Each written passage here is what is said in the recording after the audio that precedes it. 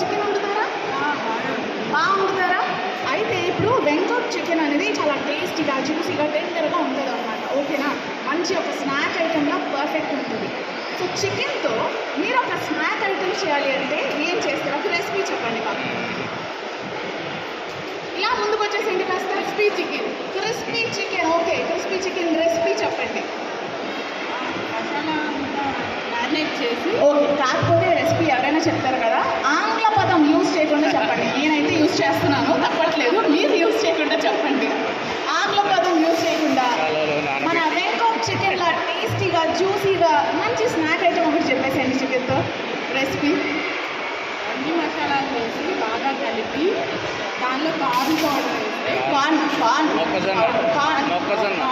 Corn powder మొక్కజొన్న పిండి వేసి కలిపితే చాలా క్రిస్పీగా వస్తుంది. క్రిస్పీగా చాలా కరకరలాడుతుంది. చికెన్ రెడీ అవుతుంది. వండర్ఫుల్. మీరు